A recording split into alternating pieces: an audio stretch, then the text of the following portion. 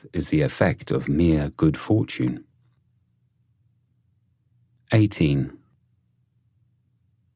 The Master said, "They who know the truth are not equal to those who love it, and they who love it are not equal to those who delight in it."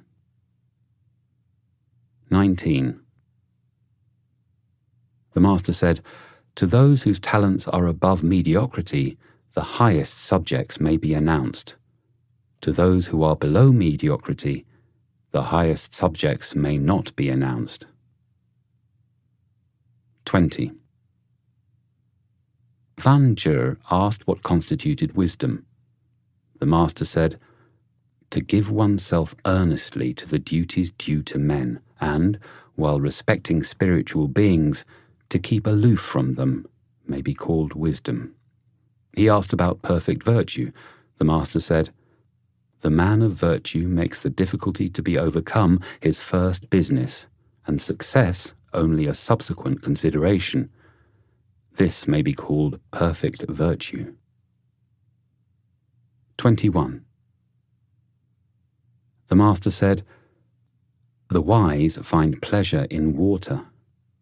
The virtuous find pleasure in hills. The wise are active. The virtuous are tranquil. The wise are joyful. The virtuous are long-lived." 22. The Master said, "Qi by one change would come to the state of Liu. Liu by one change would come to a state where true principles predominated." 23.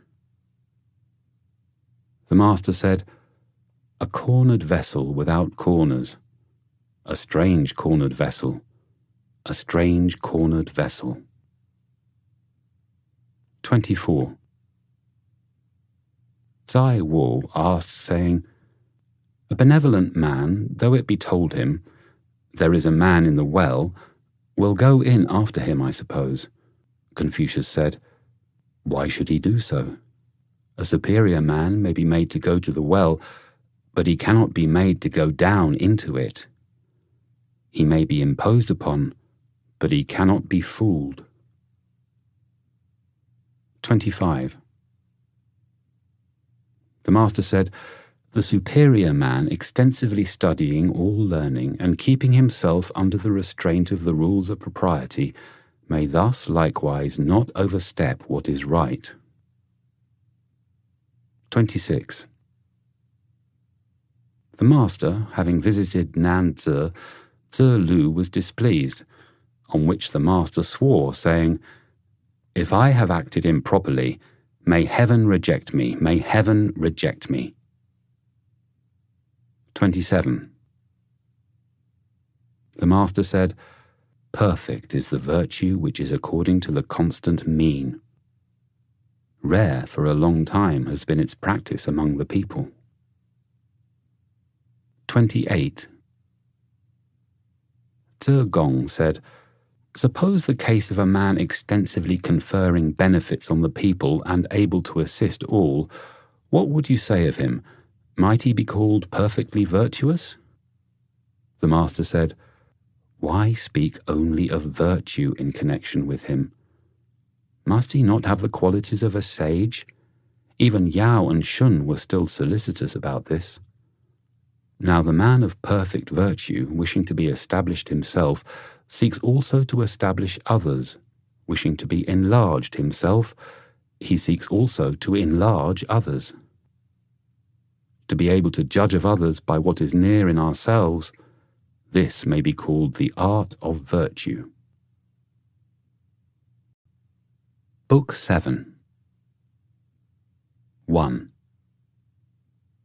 The Master said, "A transmitter and not a maker, believing in and loving the ancients, I venture to compare myself with our old Peng."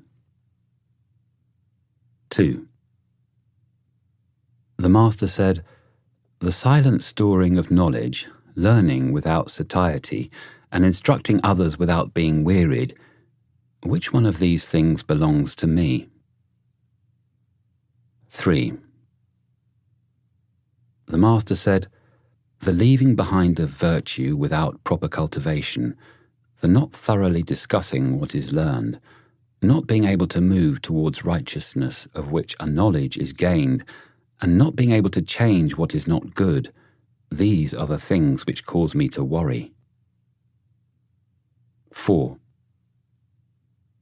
When the master was unoccupied with business, his manner was easy, and he looked pleased. 5. The master said, "Extreme is my decay. For a long time I have not dreamed, as I was wont to do, that I saw the Duke of Zhou." 6. The master said, "Let the will be set on the path of duty. Let every attainment in what is good be firmly grasped. Let perfect virtue be accorded with. Let relaxation and enjoyment be found in the polite arts."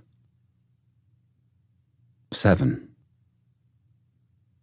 The master said, "From the man bringing his bundle of dried flesh for my teaching upwards, I have never refused instruction to anyone." 8. The master said, "I do not open up the truth to one who is not eager to acquire knowledge, nor help out anyone who is not anxious to explain himself. When I have presented one corner of a subject to anyone, and he cannot from it learn the other 3, I do not repeat my lesson." 9. When the master was eating by the side of a mourner, he never ate fully. He did not sing on the same day on which he had been weeping. 10. The master said to Yan Yuan, "When called to office to undertake its duties, when not so called to lie retired, it is only I and you who have attained to this." Zhe Lu said, "If you had the conduct of the armies of a great state, whom would you have to act with you?" The master said, "I would not have him to act with me who will unarmed attack a tiger, or cross a river without a boat, dying without any regret. My associate must be the man who proceeds to action full of solicitude, who is fond of adjusting his plans, and then carries them into execution." 11. The master said, "If the search for riches is sure to be successful, though I should become a groom with whip in hand to get them, I will do so. As the search may not be successful, I will follow after that which I love." 12. The things in reference to which the master exercised the greatest caution were fasting, war, and sickness. 13. When the master was in Qi, he heard the Shao and for 3 months did not know the taste of flesh. "I did not think," he said, "that music could have been made so excellent as this." 14. Yan Yu said, "Is our master in favor of the ruler of Wei?" Zhe Gong said, "Oh, I will ask him." He went in accordingly and said, "What sort of men were Bo Yi and Shu Qi?" "They were ancient worthies," said the master. "Did they have any regrets because of their course?" The master again replied, "They sought to act virtuously, and they did so. What was there for them to regret?" On this, Zhe Gong went out and said, "Our master is not in favor of him." 15. The master said, "With coarse rice to eat, with water to drink, and my bended arm for a pillow, I have still joy in the midst of these things. Riches and honours acquired by unrighteousness are to me as a floating cloud." 16. The master said, "If some years were added to my life, I would give 50 to the study of the Yi, and then I might come to be without great faults." 17. The master's frequent themes of discourse were the odes, the history, and the maintenance of the rules of propriety.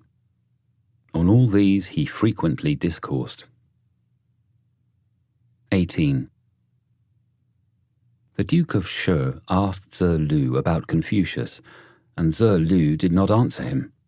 The master said, "Why did you not say to him, 'He is simply a man who, in his eager pursuit of knowledge, forgets his food, who, in the joy of its attainment, forgets his sorrows, and who does not perceive that old age is coming on?'" 19. The master said, "I am not one who was born in the possession of knowledge. I am one who is fond of antiquity and earnest in seeking it there."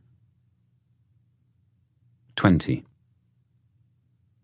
The subjects on which the master did not talk were extraordinary things, feats of strength, disorder, and spiritual beings. 21. The master said, "When I walk along with two others, they may serve me as my teachers. I will select their good qualities and follow them, their bad qualities and avoid them." 22. The master said, "Heaven produced the virtue that is in me. Huan Tui, what can he do to me?" 23. The master said, "Do you think, my disciples, that I have any concealments? I conceal nothing from you. There is nothing which I do that is not shown to you, my disciples. That is my way." 24. There were 4 things which the master taught: letters, ethics, devotion of soul, and truthfulness. 25.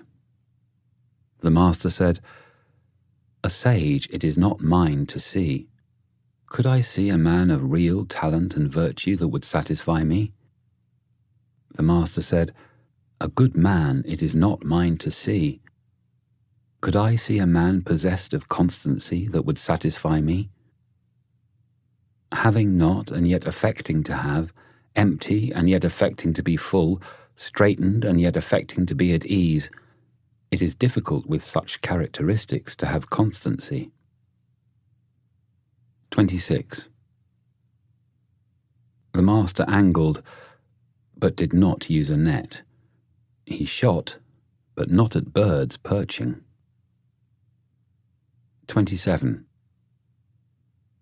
The master said, "There may be those who act without knowing why. I do not do so. Hearing much and selecting what is good and following it, seeing much and keeping it in memory, this is the second style of knowledge." 28. It was difficult to talk profitably and reputably with the people of Huxiang, and a lad of that place having had an interview with the master, the disciples doubted. The master said, "I admit people's approach to me without committing myself as to what they may do when they have retired. Why must one be so severe?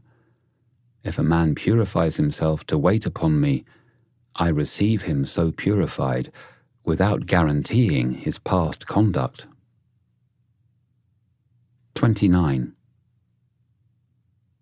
The master said, "Is virtue a thing remote? I wish to be virtuous, and lo, virtue is at hand." 30. The minister of crime of Chan asked whether the Duke of Zhao knew propriety, and Confucius said, "He knew propriety."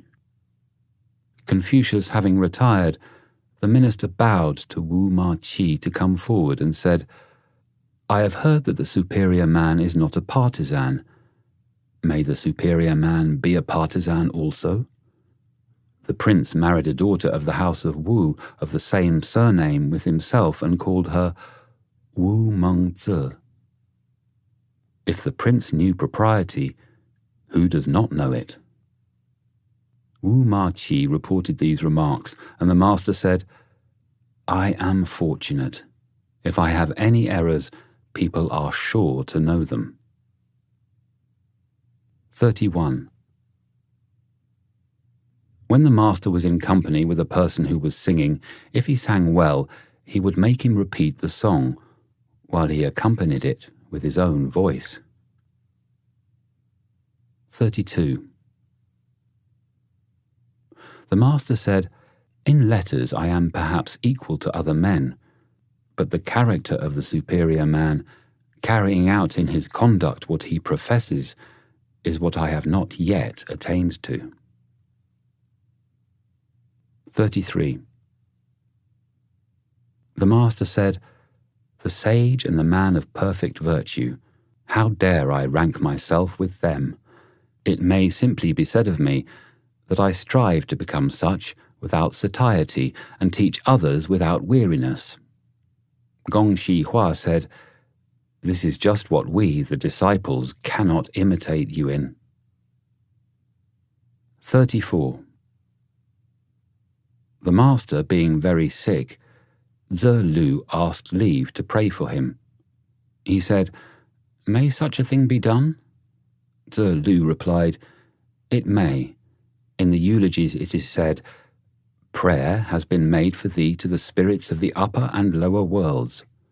The master said, My praying has been for a long time. 35. The master said, Extravagance leads to insubordination, and parsimony to meanness. It is better to be mean than to be insubordinate. 36. The master said, The superior man is satisfied and composed.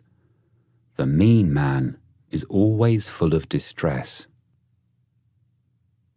37. The master was mild and yet dignified, majestic and yet not fierce, respectful and yet easy. Book 8. 1. The master said, Tai Bo may be said to have reached the highest point of virtuous action. Thrice he declined the kingdom, and the people in ignorance of his motives could not express their approbation of his conduct. 2. The master said, Respectfulness without the rules of propriety becomes laborious bustle. Carefulness without the rules of propriety becomes timidity. Boldness without the rules of propriety becomes insubordination. Straightforwardness without the rules of propriety becomes rudeness.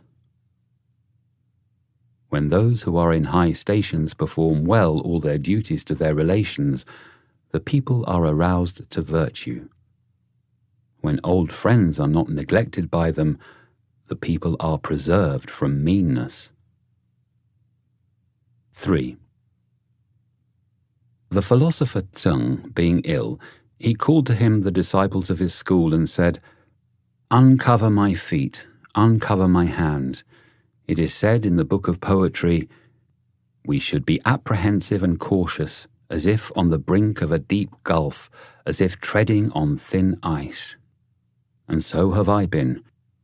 Now and hereafter I know my escape from all injury to my person, my little children.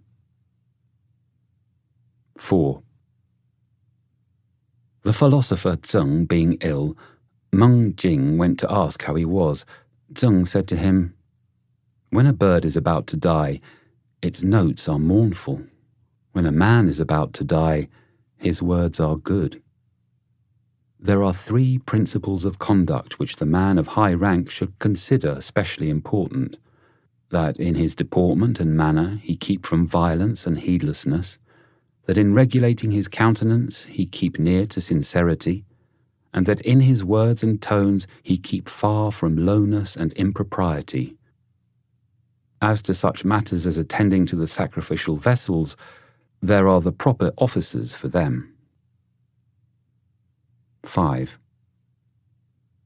The philosopher Zeng said, "Gifted with ability and yet putting questions to those who were not so, possessed of much and yet putting questions to those possessed of little, having as though he had not, full and yet counting himself as empty, offended against and yet entering into no altercation.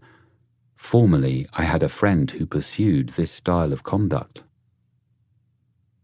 6.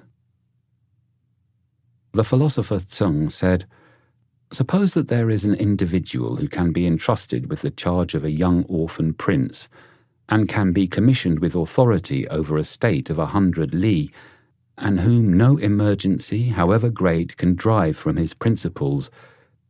Is such a man a superior man? He is a superior man indeed." 7. The philosopher Zeng said, "The officer may not be without breadth of mind and vigorous endurance. His burden is heavy and his course is long. Perfect virtue is the burden which he considers it is his to sustain. Is it not heavy? Only with death does his course stop. Is it not long?"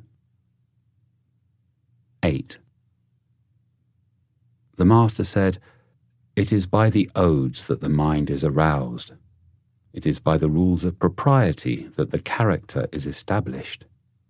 It is from music that the finish is received."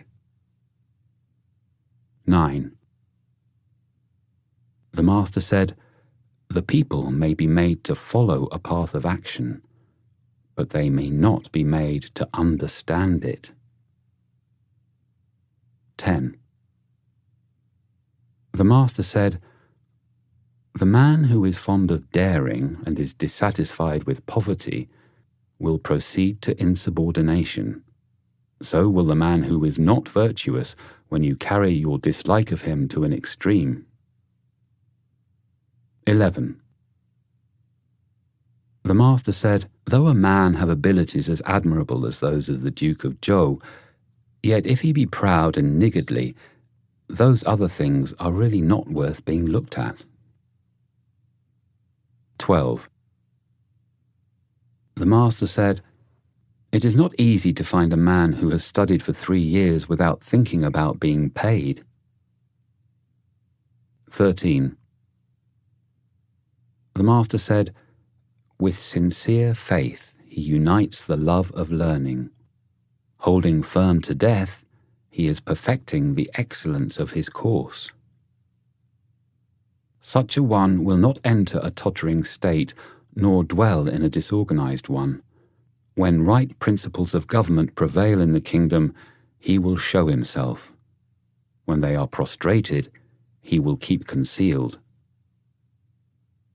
When a country is well governed, poverty and a mean condition are things to be ashamed of. When a country is ill governed, riches and honor are things to be ashamed of." 14. The master said, "He who is not in any particular office has nothing to do with plans for the administration of its duties." 15. The master said, "When the music master Zhi first entered on his office, the finish of the Guanju was magnificent.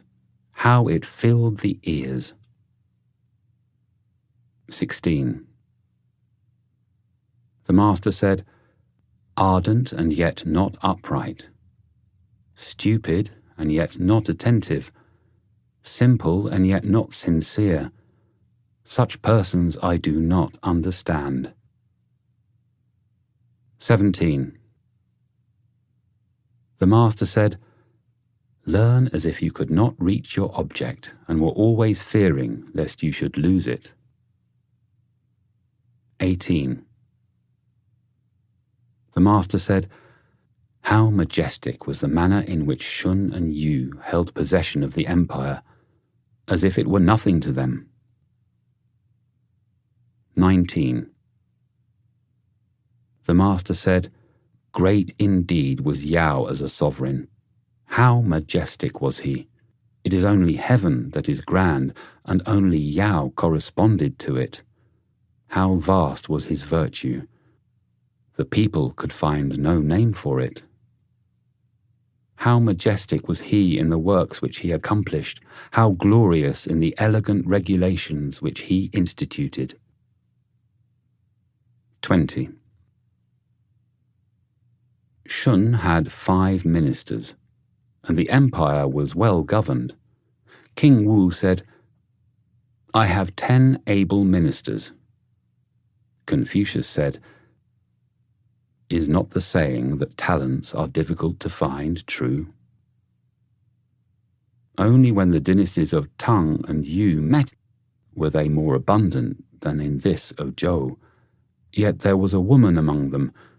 The able ministers were no more than 9 men. King Wan possessed 2 of the 3 parts of the empire, and with those he served the Yin dynasty. The virtue of the house of Zhou may be said to have reached the highest point indeed. 21. The master said, "I can find no flaw in the character of Yu. He used himself coarse food and drink, but displayed the utmost filial piety towards the spirits. His ordinary garments were poor, but he displayed the utmost elegance in his sacrificial cap and apron. He lived in a low, mean house, but expended all his strength on the ditches and water channels. I can find nothing like a flaw in Yu." Book 9. 1. The subjects of which the master seldom spoke were profitableness, and also the appointments of heaven, and perfect virtue. 2. A man of the village of Da Xiang said, "Great indeed is the philosopher Confucius. His learning is extensive, and yet he does not render his name famous by any particular thing." The master heard the observation and said to his disciples, "What shall I practice? Shall I practice charioteering, or shall I practice archery? I will practice charioteering." 3. The master said, "The linen cap is that prescribed by the rules of ceremony, but now a silk one is worn. It is economical, and I follow the common practice. The rules of ceremony prescribe the bowing below the hall, but now the practice is to bow only after ascending it. That is arrogant. I continue to bow below the hall, though I oppose the common practice." 4. There were 4 things from which the master was entirely free. He had no foregone conclusions, no arbitrary predeterminations, no obstinacy, and no egoism. 5. The master was put in fear in Kuang. He said, "After the death of King Wen, was not the cause of truth lodged here in me? If heaven had wished to let this cause of truth perish, then I, a future mortal, should not have got such a relation to that cause. While heaven does not let the cause of truth perish, what can the people of Kuang do to me?" 6. A high officer asked Zegong, saying, "May we not say that your master is a sage? How various is his ability?" Zegong said, "Certainly heaven has endowed him without limit. He is on the way to being a sage, and moreover his ability is various." The master heard of the conversation and said, "Does the high officer know me? When I was young, my condition was low, and therefore I acquired my ability in many things, but they were mean matters. Must the superior man have such variety of ability? He does not need variety of ability."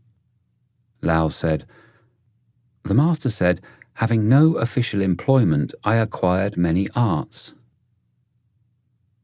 7. The master said, "Am I indeed possessed of knowledge? I am not knowing, But if a mean person who appears quite empty-like ask anything of me, I set it forth from one end to the other and exhaust it. 8. The master said, "The phoenix does not come.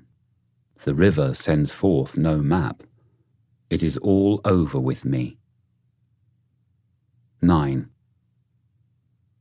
When the master saw a person in a morning dress, or anyone with the cap and upper and lower garments of full dress, or a blind person, on observing them approaching, though they were younger than himself, he would rise up, and if he had to pass by them, he would do so hastily.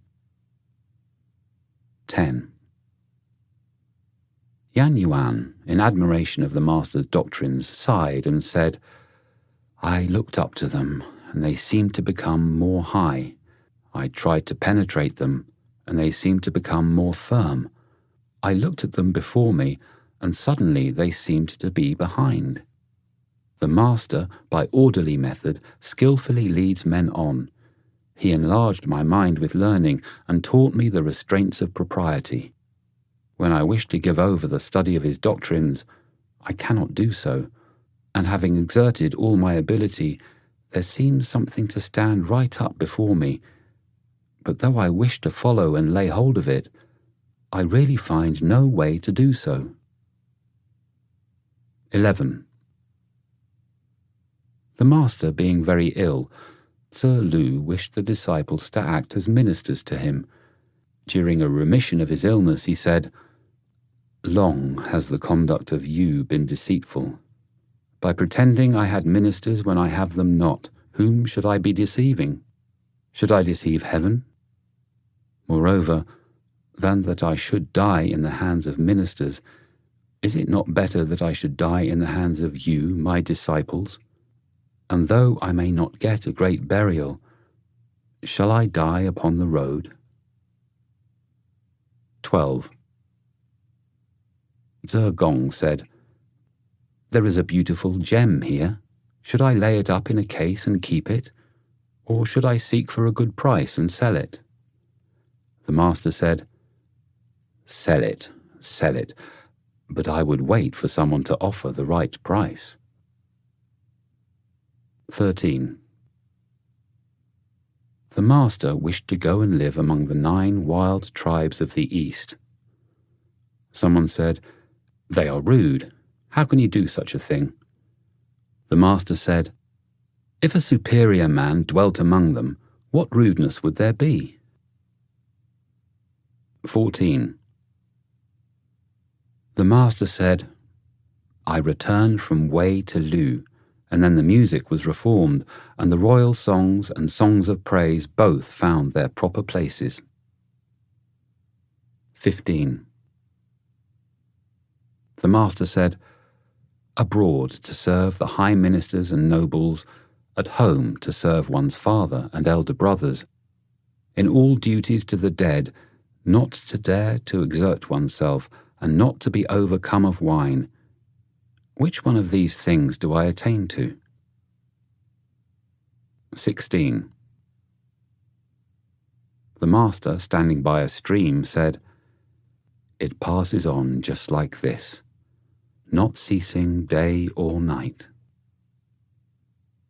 17. The master said, "I have not seen one who loves virtue as he loves beauty." 18. The master said, "The prosecution of learning may be compared to what may happen in raising a mound. If there want but one basket of earth to complete the work and I stop, the stopping is my own work.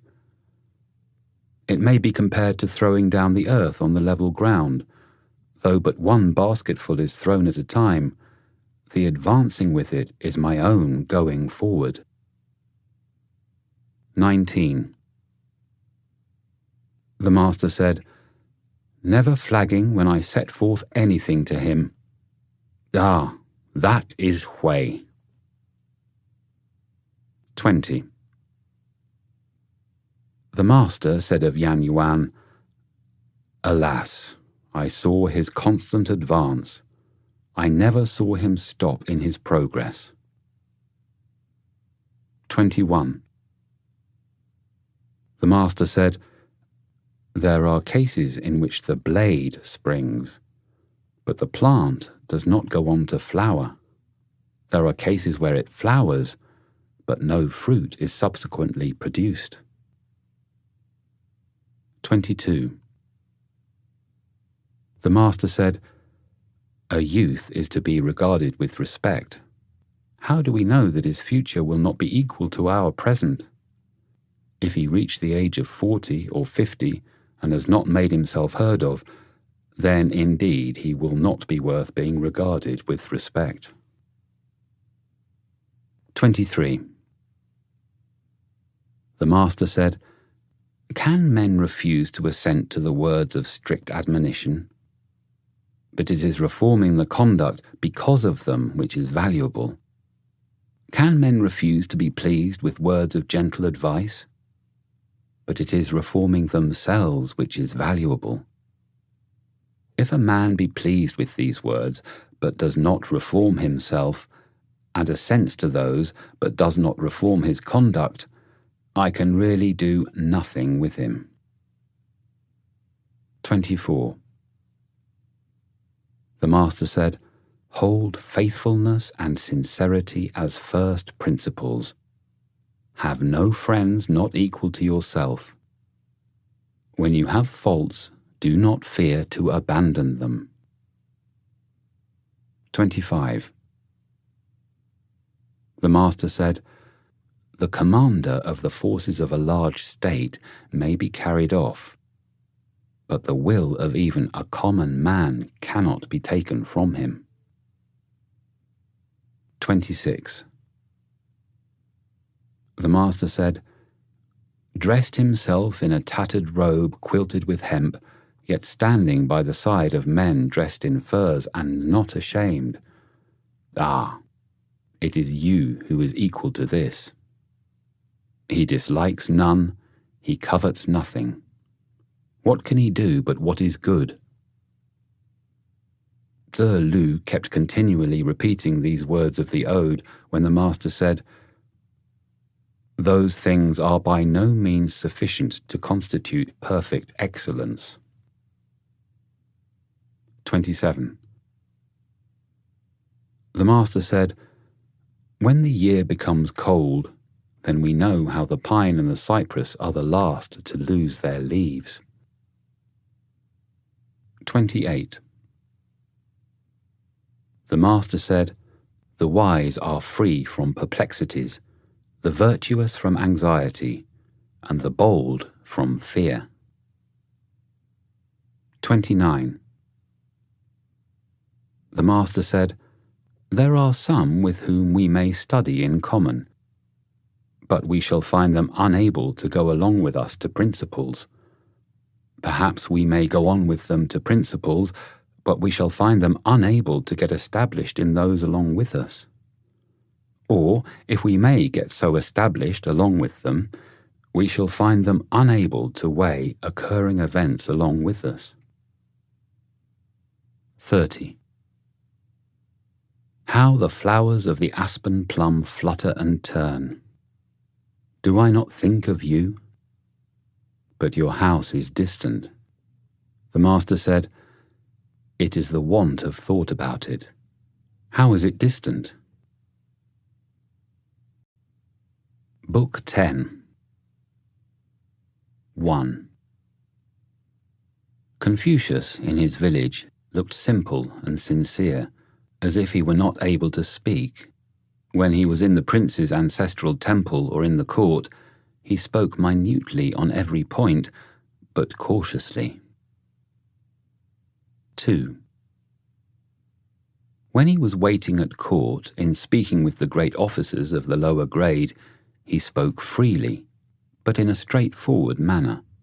In speaking with those of the higher grade, he did so blandly, but precisely.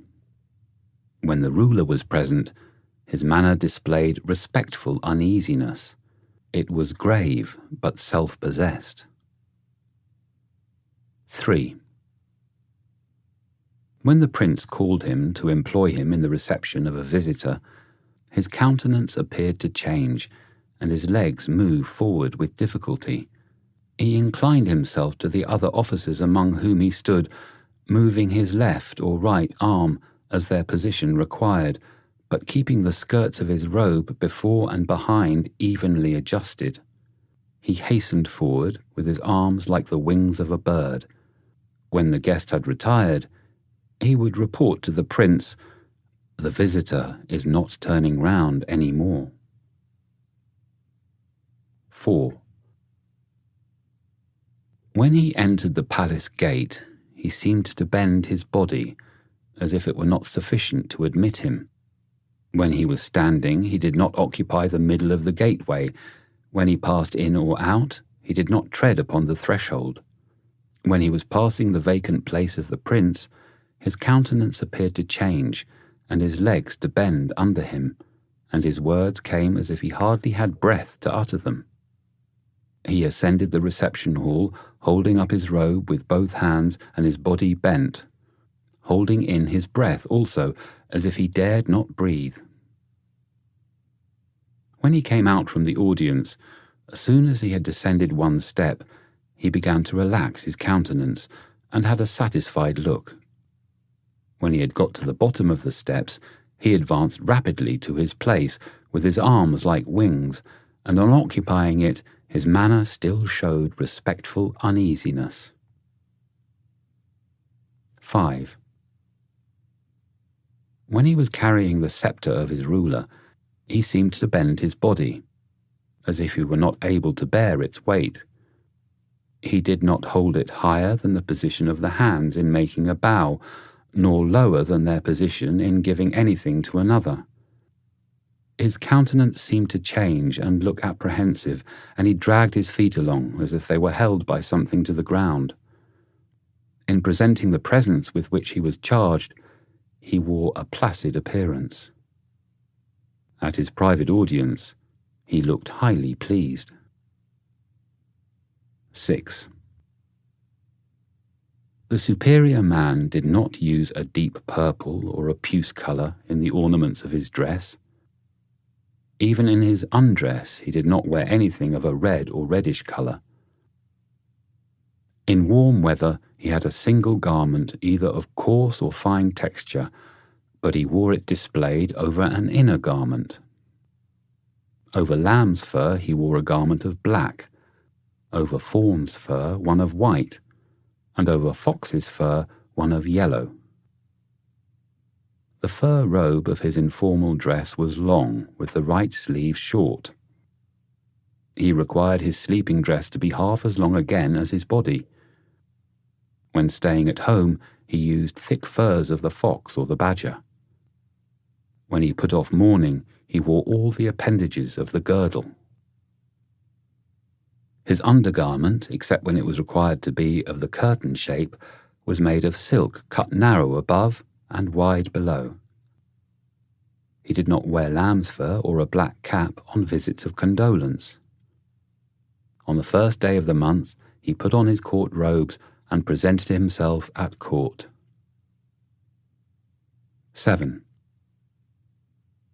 When fasting, he thought it necessary to have his clothes brightly clean and made of linen cloth. When fasting, he thought it necessary to change his food, and also to change the place where he commonly sat in the apartment. 8. He did not dislike to have his rice finely cleaned, nor to have his minced meat cut quite small. He did not eat rice which had been injured by heat or damp and turned sour, nor fish or flesh which was gone. He did not eat what was discoloured, or what was of a bad flavour, nor anything which was ill cooked, or was not in season. He did not eat meat which was not cut properly, nor what was served without its proper sauce. Though there might be a large quantity of meat, he would not allow what he took to exceed the due proportion for the rice. It was only in wine that he had laid down no limit for himself, but he did not allow himself to be confused by it. He did not partake of wine and dried meat bought in the market. He was never without ginger when he ate. He did not eat much. When he had been assisting at the prince's sacrifice, he did not keep the flesh which he received overnight. The flesh of his family sacrifice he did not keep over 3 days. If kept over 3 days, people could not eat it. When eating, he did not converse. When in bed, he did not speak. Although his food might be coarse rice and vegetable soup, he would offer a little of it in sacrifice with a grave, respectful air. 9. If his mat was not straight, he did not sit on it. 10. When the villagers were drinking together, on those who carried staffs going out, he went out immediately after. When the villagers were going through their ceremonies to drive away pestilential influences, he put on his court robes and stood on the eastern steps. 11. When he was sending complimentary inquiries to anyone in another state, he bowed twice as he escorted the messenger away. Kang Zi, having sent him a present of medicine, he bowed and received it, saying, "I do not know it. I dare not taste it." 12. The stable being burned down when he was at court, on his return he said, "Has any man been hurt?" He did not ask about the horses. 13. When the prince sent him a gift of cooked meat, he would adjust his mat, first taste it, and then give it away to others. When the prince sent him a gift of undressed meat, he would have it cooked and offer it to the spirits of his ancestors. When the prince sent him a gift of a living animal, he would keep it alive. When he was in attendance on the prince and joining in the entertainment, the prince only sacrificed. He first tasted everything. When he was ill and the prince came to visit him, he had his head to the east, made his court robes be spread over him, and drew his girdle across them. When the prince's order called him, without waiting for his carriage to be yoked, he went at once. 14. When he entered the ancestral temple of the state, he asked about everything. 15.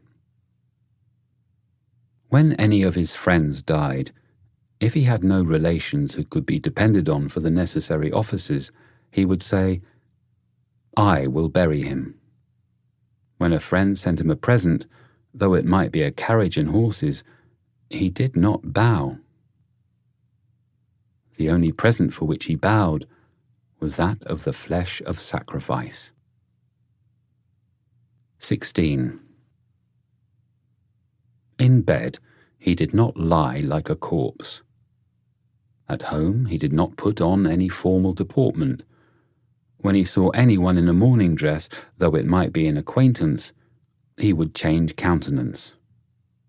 When he saw anyone wearing the cap of full dress, or a blind person, though he might be in his undress, he would salute them in a ceremonious manner. To any person in mourning, he bowed forward to the crossbar of his carriage. He bowed in the same way to anyone bearing the tables of population. When he was at an entertainment, where there was an abundance of provisions set before him, he would change countenance and rise up. On a sudden clap of thunder or a violent wind, he would change countenance. 17. When he was about to mount his carriage, he would stand straight, holding the cord. When he was in the carriage, he did not turn his head quite round. He did not talk hastily. He did not point with his hands. 18. Seeing the countenance, it instantly rises. It flies around and by settles. The master said, "There is the hen pheasant on the hill bridge. At its season, at its season." Tse Lu made a motion to it. Thrice it smelt him, and then rose. Book 11. 1. The master said, "The men of former times in the matters of ceremonies and music were rustics, it is said, while the men of these latter times in ceremonies and music are accomplished gentlemen. If I have occasion to use those things, I follow the men of former times." 2. The master said, "Of those who were with me in Chun and Tsai, there are none to be found to enter my door. Distinguished for their virtuous principles and practice, there were Yan Yuan, Min Tze Qian, Ran Bo Nu, and Zhong Gong for their ability in speech, Zai Wo and Tze Gong for their administrative talents, Ran Yu and Ji Lu for their literary acquirements, Tze Yu and Tze Xia." 3.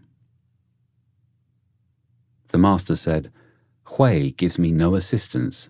There is nothing that I say in which he does not delight." 4. The master said, "Filial indeed is Min Tze Qian. Other people say nothing of him different from the report of his parents and brothers." 5.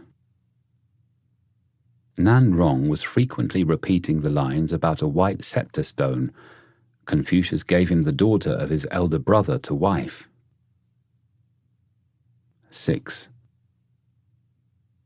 Ji Kung asked which of the disciples loved to learn. Confucius replied to him, "There was Yun Hui. He loved to learn. Unfortunately, his appointed time was short and he died. Now there is no one who loves to learn as he did." 7. When Yan Yuan died, Yan Lu begged the carriage of the master to sell and get an outer shell for his son's coffin. The master said, "Everyone calls his son, whether he has talents or has not talents. There was Li. When he died, he had a coffin but no outer shell. I would not walk on foot to get a shell for him, because, having followed in the rear of the great officers, it was not proper that I should walk on foot." 8. When Yan Yuan died, the master said, "Alas, heaven is destroying me, heaven is destroying me." 9. When Yan Yuan died, the master wept for him exceedingly, and the disciples who were with him said, "Master, your grief is excessive?" "Is it excessive?" said he. "If I am not to mourn bitterly for this man, for whom should I mourn?" 10. When Yan Yuan died, the disciples wished to give him a great funeral, and the master said, "You may not do so." The disciples did bury him in great style. The master said, "Hui behaved towards me as his father. I have not been able to treat him as my son. The fault is not mine. It belongs to you, O disciples." 11. Ji Lu asked about serving the spirits of the dead. The master said, "While you are not able to serve men, how can you serve their spirits?" Ji Lu added, "I ventured to ask about death." He was answered, "While you do not know life, how can you know about death?" 12. The disciple Min was standing by his side, looking bland and precise. Ze Lu looking bold and soldierly, Zan Yu and Ze Gong with a free and straightforward manner. The master was pleased. He said, "You, there, he will not die a natural death." 13. Some parties in Liu were going to take down and rebuild the Long Treasury. Min Qian said, "Suppose it were to be repaired after its old style, why must it be altered and made anew?" The master said, "This man seldom speaks. When he does, he is sure to hit the point." 14. The master said, "What is the lute of Yu doing in my door?" The other disciples began not to respect Ze Lu. The master said, "Yu has ascended to the hall, though he has not yet passed into the inner apartments." 15. Ze Gong asked which of the two, Shi or Sheng, was the superior. The master said, "Shi goes beyond the due mean, and Sheng does not come up to it." Then, said Ze Gong, "The superiority is with Shi, I suppose." The master said, "To go beyond is as wrong as to fall short." 16. The head of the Ji family was richer than the Duke of Zhao had been, and yet Qiu collected his imposts for him and increased his wealth. The master said, "He is no disciple of mine. My little children beat the drum and assail him." 17. Chai is stupid, Can is dull, Shi is specious, Yu is coarse. 18. The master said, "There is Hui. He has nearly attained to perfect virtue. He is often in want.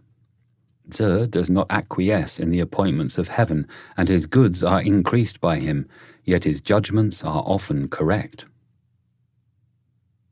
19.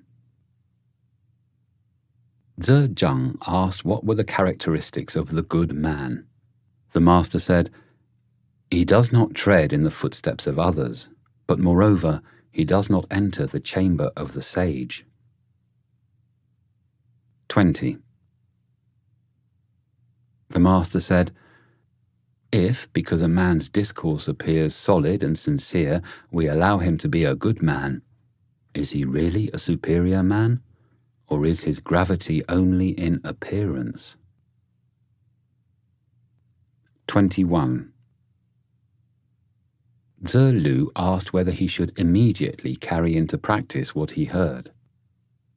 The master said, "There are your father and elder brothers to be consulted.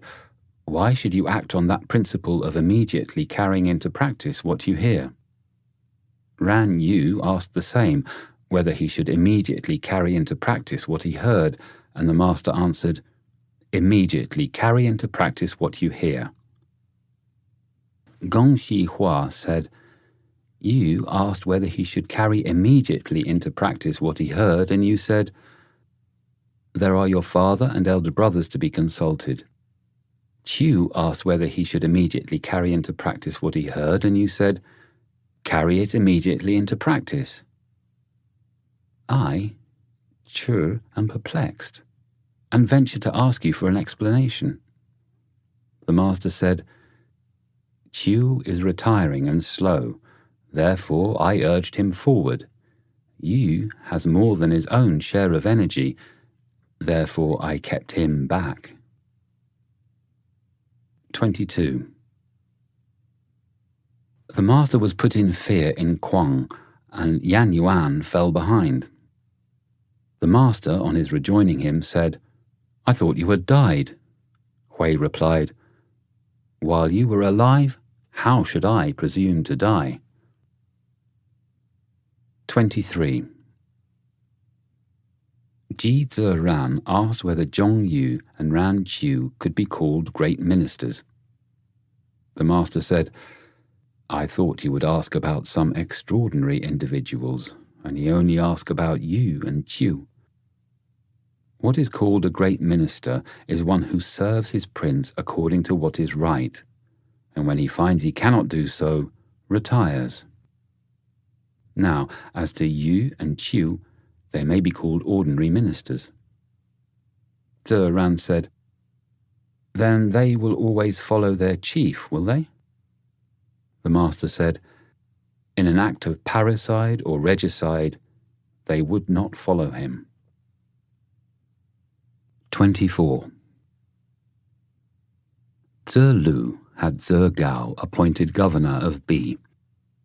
The master said, You are injuring a man's son. Zhe Lu said, There are the common people and officers. There are the altars of the spirits of the land and grain. Why must one read books before he can be considered to have learned? The master said, It is on this account that I hate your glib-tongued people. 25. Zhe Lu, Zheng Xi, Ran Yu, and Gong Xihua were sitting by the master. He said to them, Though I am a day or so older than you, do not think of that. From day to day you are saying, We are not known. If some ruler were to know you, what would you like to do? Zhe Lu hastily and lightly replied, Take the case of a state of 10,000 chariots, surrounded by other large states, oppressed by invading armies, and in addition beset by a famine in corn and in all vegetables. If I were entrusted with the government of it, in 3 years' time I could make the people bold, and to recognize the rules of righteous conduct. The master smiled at him. Turning to Yang Yu, he said, Chu, what are your wishes? Chu replied, Take a state of 60 or 70 li square, or one of 50 or 60, and let me have the government of it. In 3 years' time I could make plenty to abound among the people. As to teaching them the principles of propriety and music, I must wait for the rise of a superior man to do that. What are your wishes, Che? Said the master next to Gong Xihua. Che replied, I do not say that my ability extends to these things, but I should wish to learn them.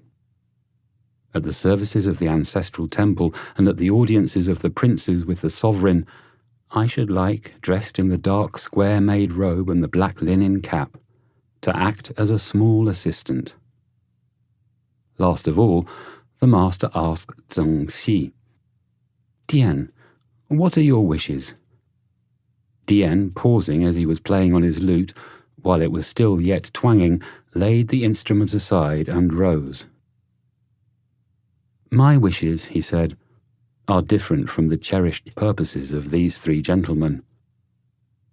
What harm is there in that? Said the master. Do you also, as well as they, speak out your wishes? Dian then said, In this, the last month of spring, with the dress of the season all complete, along with 5 or 6 young men who have assumed the cap and 6 or 7 boys, I would wash in the Yi, enjoy the breeze among the rain altars, and return home singing. The master heaved a sigh and said, I give my approval to Dian. The 3 others having gone out, Zheng Xi remained behind and said, What do you think of the words of these 3 friends? The master replied, They simply told each one his wishes. Xi persevered, Master, why did you smile at you? He was answered, The management of a state demands the rules of propriety. His words were not humble, therefore I smiled at him. Xi again said, But was it not a state which Chu proposed for himself? The reply was, yes. Did you ever see a territory of 60 or 70 li, or one of 50 or 60 which was not a state? Once more she inquired, and was it not a state which Chur proposed for himself? The master again replied, yes. Who but princes have anything to do with ancestral temples, and with audiences but the sovereign? If Chur were to be a small assistant in these services, who could be a great one? Book 12. 1. Yan Yuan asked about perfect virtue. The master said, to subdue oneself and return to propriety is perfect virtue. If a man can for one day subdue himself and return to propriety, all under heaven will ascribe perfect virtue to him. Is the practice of perfect virtue from a man himself, or is it from others? Yan Yuan said, I beg to ask the steps of that process. The master replied, look not at what is contrary to propriety. Listen not to what is contrary to propriety. Speak not what is contrary to propriety. Make no movement which is contrary to propriety. Yan Yuan then said, though I am deficient in intelligence and vigour, I will make it my business to practice this lesson. 2. Zhong Gong asked about perfect virtue. The master said, it is when you go abroad